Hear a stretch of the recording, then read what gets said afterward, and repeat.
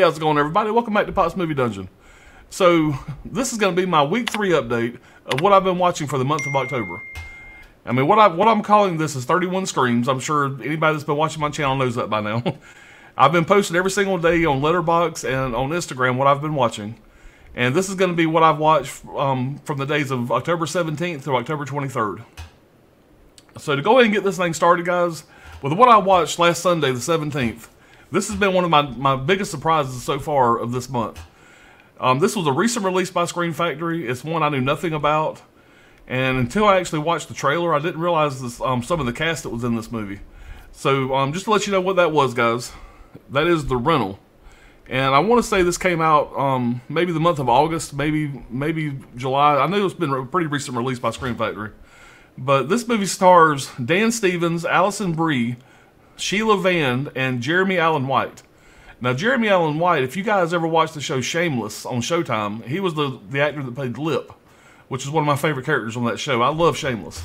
And so when I watched the trailer for this and I seen that he was in this movie, I was really, really excited about that. And I have to say, it was really neat seeing him play a different role other than Lip, which is the only thing I ever seen him play. But he did a really good job in this movie. Now, this movie came out in 2020. It was directed by Dave Franco. Yes, that's Dave Franco, brother to James Franco. This was his directorial debut. And I was blown away. The movie was done really well. It was very suspenseful. Even though it did drag a few times throughout the movie, overall the acting, the directing, it was done very well.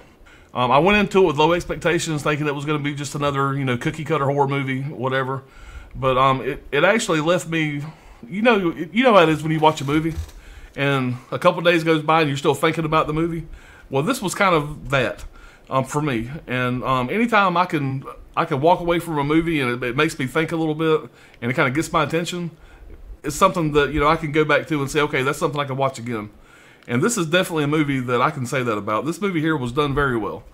And so if you guys haven't seen this, the basic premise of this movie is these two couples here rent a house, a VRBO basically, and for like a vacation getaway.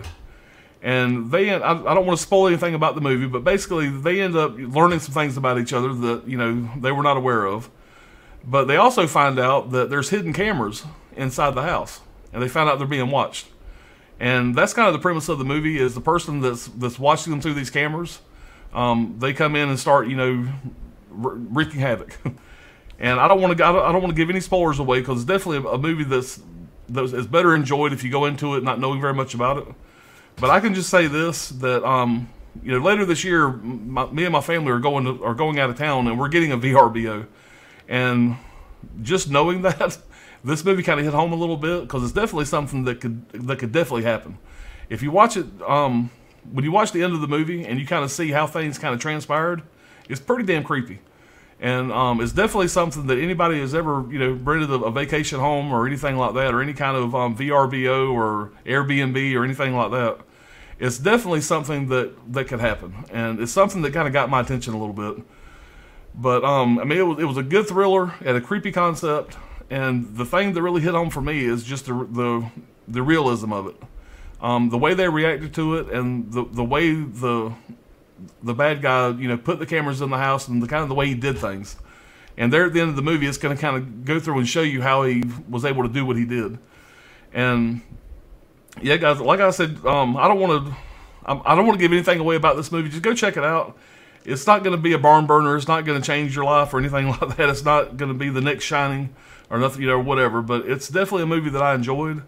And also, guys, if Dan Stevens, if you guys are not familiar with him, he was in a really great movie called The Guest.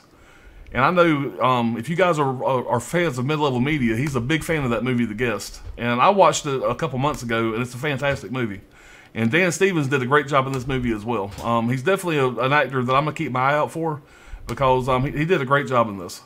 And I really hope that Jeremy Allen White, the Lip character, I really hope he does more movies and stuff, because he did a fantastic job. He's a great actor. And I'm really happy to see him in a movie like this, after only seeing him in Shameless for years. Now that Shameless is over with, I'm hoping he gets more roles like this.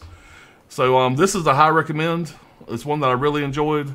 And yeah, I'm glad to have this in my collection, guys. This was the biggest surprise of the month. Maybe The Vigil, Between this and The Vigil is going to be my biggest surprises. So happy about that, guys. So we're going to move on to day number 2 of this week, and it was this is the 18th. This is a movie that I thought I had seen years and years and years ago, but after watching it, I think this might have been a first-time watch for me. I mean, guys, I used to rent horror movies and watch horror movies all the time back in the day. And when I was watching this movie, and I was like, I thought I'd seen this, but after watching it, I think this was a first-time watch, guys. Sorry to ramble about that, but I mean, you know how it is. You watch all these damn movies, and it's just hard to tell. A lot of these 80s movies kind of run together after you see so many of them. But the movie I'm talking about, guys, is Hell Night with Linda Blair. And I had a really good time with this movie. This movie was done very well. This movie came out in 1981. It was directed by Tom DeSimone. It stars Linda Blair, Vincent Van Patten, and Peter Barton. So the basic premise of this movie is you got 4 college kids that, as part of the initiation to get into this frat house and the sorority, is they have to spend the night, whatever, in this mansion. Now, this mansion has a history of, the family was massacred there, and they ended up being stalked by one of the monstrous survivors of this family that people thought had died years before. And so that's the general premise of the movie without giving too much away. It's got a fairly decent plot. The acting in it's fine. Linda Blair does a good job in the movie, and the best thing about this for me is just the way it was shot. It has some good kills. You know, there was some good suspense, and just some of the visuals of the movie was done really well for an early '80s horror movie. And so I was actually, I was very pleased with this movie. And this is one I can see myself going back to. I have no complaints. I mean, I was engaged the entire time, which is always a good thing, because some of these movies, especially as many horror movies as I've seen this month, whatever, one kind of just bleeds into the other sometimes. But this one, it stood out. It's one that I really enjoyed. But a couple things about this movie I found interesting was Frank Darabont, which, he was the director of Shawshank Redemption and The Green Mile. He had one of its earliest credits on this movie.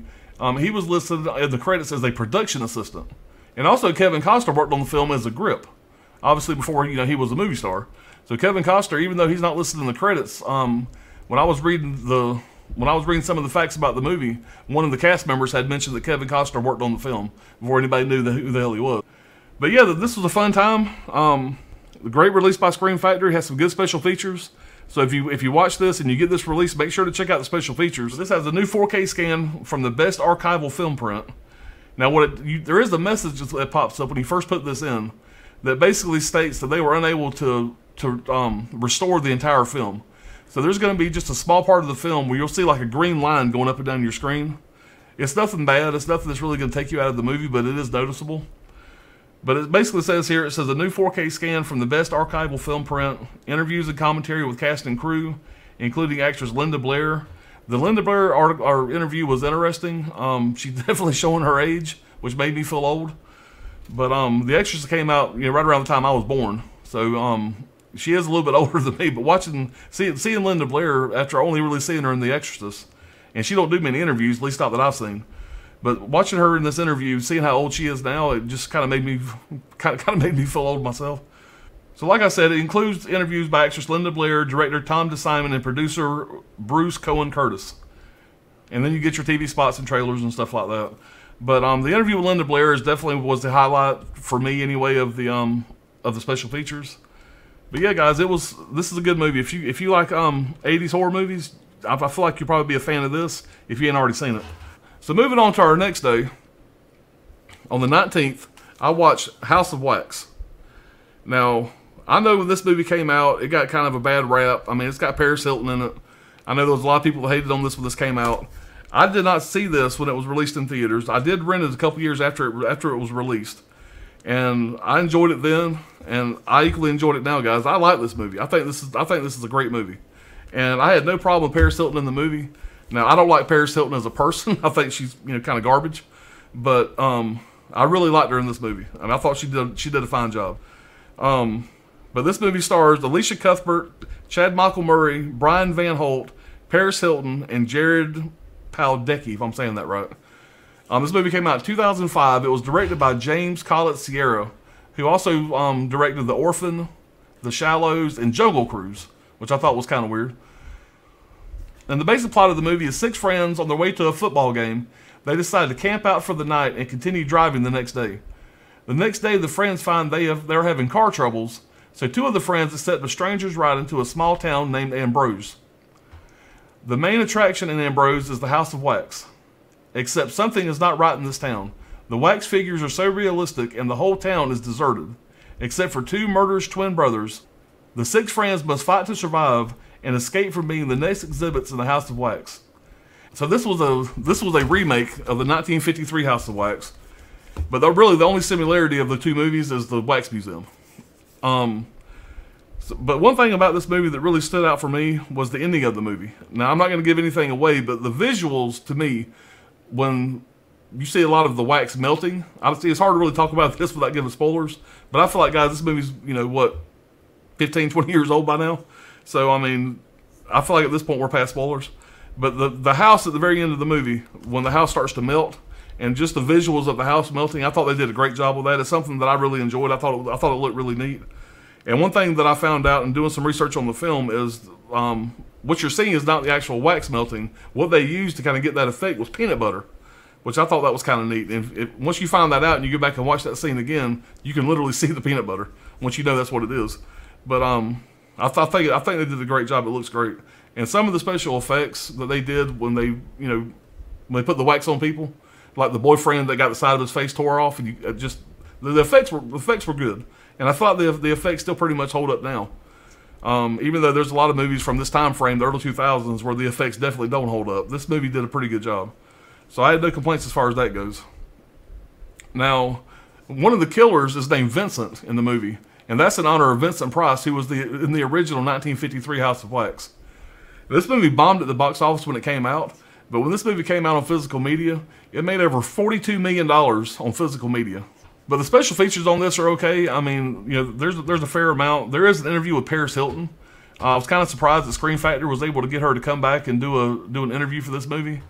And her interview was so fake to me. I don't know. There's just something about her that's always kind of rubbed me the wrong way. And once I read about this movie, I like getting on IMDb, as you guys know, and trying to find out some information about the movie. And one thing about this movie that just kind of just proves the fact of why I don't like Paris Hilton is she had an affair with Chad Michael Murray, which plays the kind of the asshole brother in the movie. She had an affair with him during filming, and he was married to a girl named Sophia Bush, which I'm not familiar with, but I feel like I probably should be. And she was dating one of the Backstreet Boys, Nick Carter, at the time. So they were both in other relationships, and they had an affair on the scene of this movie.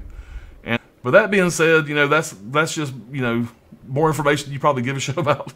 All you really care about is probably the movie. And as far as the movie goes, guys, I had a great time with this movie. I can see myself going back and watching this, every so often, once a year or whatever. Scream Factory did a great job with this one. This was a lot of fun, and I forgot how good this movie was. I hadn't seen it in years. This is actually a remake of a remake, because basically the original movie called Mystery of the House of Wax came out in 1933, and then The House of Wax with Vincent Price came out in 1953, and then this movie came out in 2005. That being said, there wasn't a whole lot of similarities from what I've read. Now, I haven't seen the 1933, and I also have not seen the 1953 version, even though I would like to check that out. I'm a big Vincent Price fan.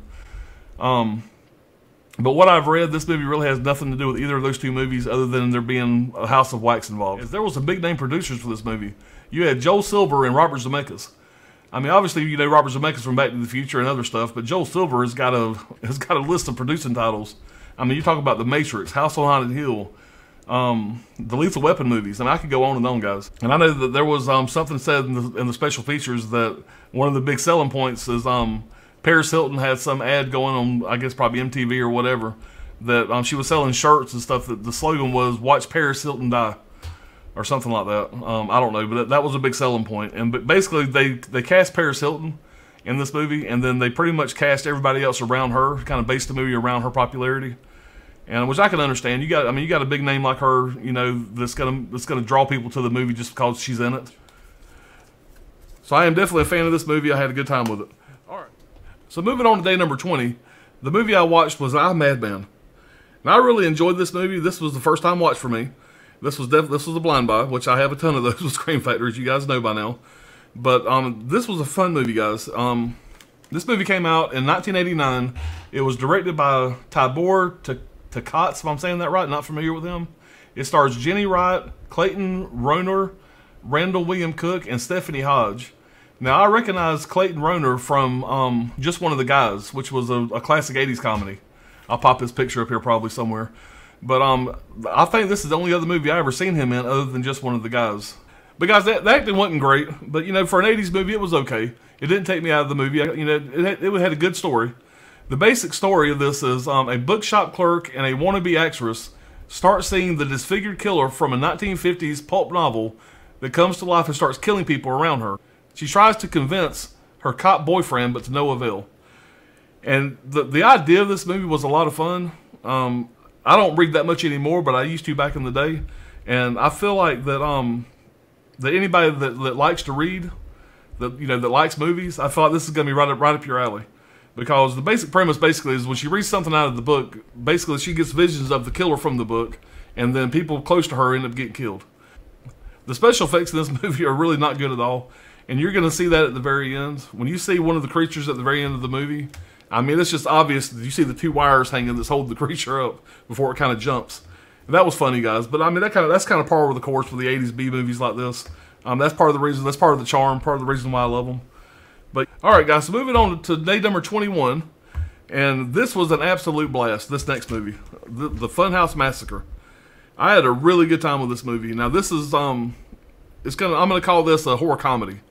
I mean, which is basically what it is. But that being said, this movie has got an overabundance of gore, which I'm a big fan of. So if you guys are fans of over-the-top gore and just a nutty, crazy-ass movie, this is the movie for you right here, guys. This was a really good time. So this movie stars Jerry Burns, Scotty Thomas, Matt Angel, and the great Robert Englund. And also Clint Howard. I absolutely love Clint Howard, guys. Clint Howard is just a weird-looking dude to me. But I'm always excited to see him in a movie. He's just...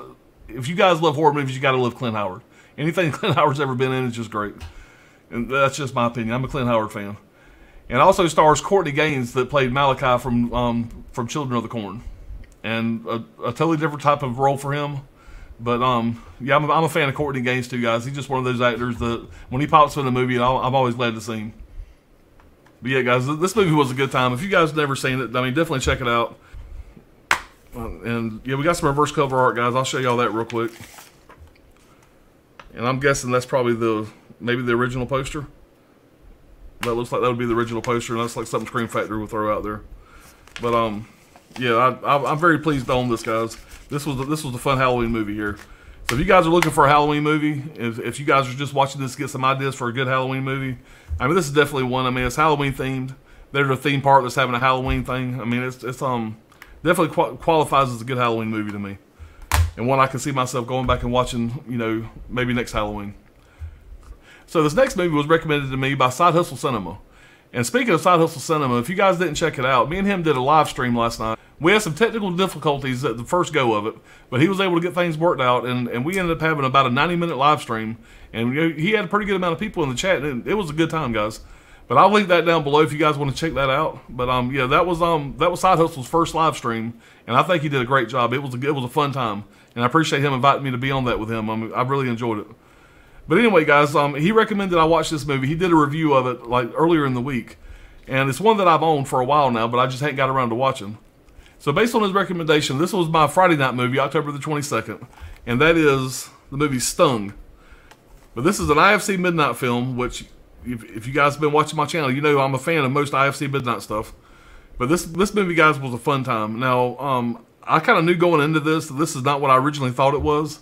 I love animal attack movies, and that's what I thought this was going to be. And this is, even though, yes, in a way that's what it is, it's a little more sci-fi than that.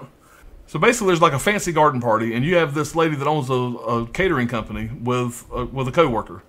The coworker's got a crush on her, and they're driving out to the country to do this catering gig. Well, basically, a swarm of wasps, like mutant wasps, end up attacking everybody. And the thing about this that made this more sci-fi than just a straight-up animal attacks movie, if you get stung by one of these wasps, you basically turn into one. And the special effects in this movie were fantastic. It definitely has a lot of gore, a lot of blood guts, and it was done really well. And the main guy in the movie, Matt O'Leary, I thought he was hilarious in the movie. He had a lot of good lines. And somebody else that was in this was Lance Hendrickson. I'm a big fan of his, obviously, from the Aliens movies, but anytime he's in a movie just as a co-star role, I mean, I think anything he's in, to me, makes the movie better. But this movie was directed by Benny Diaz. It came out in 2015. It stars Matt O'Leary, Jessica Cook, and Lance Henriksen. But this movie here was a great time. Like I said, the gore on it was great. The acting on it was great. The story was fun and entertaining. And this is definitely one of those movies that it's just a silly, you know, B-rated horror movie that is just an absolute great time. So, Side Host, I appreciate you recommending this. You were right on point with this one. I really had a great time with it. Now, full disclosure, I started watching this a little bit late last night because we had the live stream, and I did fall asleep right in the middle of it because you know it's just been a long work week. But I got it this morning and I finished watching it, and I actually started it back from the beginning and watched the whole movie again. And it's just a good time, guys. So, and something else, you know, like I mentioned earlier, Lance Henriksen's really starting to show his age. And when I see shit like that now that I'm getting older, it just makes me feel like an old man. But anyway, anybody close to my age can kind of relate to that. But yeah, Lance Henriksen still has it. He's still a fun actor to watch. And yeah, he's one of my favorite guys. So Stungs, high recommend. Check it out. This is a really fun movie. So the last movie I watched this week, October 23rd, was the absolute classic Halloween 3: Season of the Witch. And obviously you see this is the 4K release. Guys, if you guys have not picked up these 4K releases, so far I have watched part 1 and I've watched now part 3. And I am absolutely blown away with these. I know we have problems getting these in. I know that, you know, people are having problems with missing disc or problems with their disc or getting the recycle cases like I got on 2 of my releases, including this one. I have nothing but good things to say about the transfer of the audio. I mean, the audio on this movie was absolutely fantastic. And I have no complaints. I haven't really watched too many other reviews on what other people think about these movies. But I can say watching 1 and 3, just my personal opinion. I have a Dolby Atmos set up here. And I tell you, it absolutely sounded fantastic. I've seen this movie so many times, and this was the best it's ever looked. So I am a big fan of these releases from Scream Factory, and I do hope that they get their shit together and they go ahead and release the rest of these and do a better job next time around.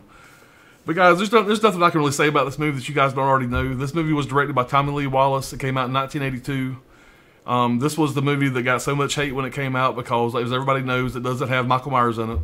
And when this movie came out, people were just like, what the hell, where's Michael Myers at? But even though this movie, for a lot of people, was back in the day, was not their favorite movie, and they were just, you know, waiting for Halloween 4 to come out and bring Michael Myers back, this movie here has got a huge cult following now, and I am definitely in that cult. I love this movie. It is up there with my favorite Halloween movies out of all of them. I mean, I can go back and watch this movie and enjoy it every time. I am an absolute huge Tom Atkins fan, and Tom Atkins has got so many great roles, and this is by far one of my favorites that he's in. And I just want to show this off again. I know you guys have already seen this if you watch my past videos. Side Hustle Cinema got me that from a convention he went to a while back, and of course, you know, he had it signed by the great Tom Atkins there. So I'm real proud to have that, guys. I just want to show that off one more time. Well, guys, that is going to do it for week 3. That is what I watched for the 3rd week of my 31 Screams. And we'll do one of these little numbers here. So that's everything I watched, guys. But yeah, we're getting close to Halloween, so I had to start pulling out the big guns. I kind of jumped the gun a little bit on Trick or Treat. I wish I would save that for this week coming up. I'll be in the week going into Halloween. But that being said, guys, I got a ton of ideas for stuff I'm going to watch this week. I'm going to throw some Friday the 13th in there. I'm going to pull some of my favorites out of that box set and watch those this week. And yeah, this should be a fun week, guys. Like I said, I don't put a whole lot of thought of what I'm going to watch from day to day. I get home from work, I come in here, I look on my shelf, and I kind of see what I'm in the mood for. And that's the movie I watch for the night. So that's why you're getting such a, you know, just such a random mix of movies here. You know, some of these are not really Halloween themed movies; they're just horror movies. So just being horror movies, guys, they qualify for this type of video. But guys, that's gonna do it. I appreciate you guys watching the video. I will have the update for week number 4 next weekend. You guys enjoy the rest of your weekend, and guys, it's getting close. Halloween's right around the corner. So you guys watch them horror movies. You guys take care, and I will see y'all next time.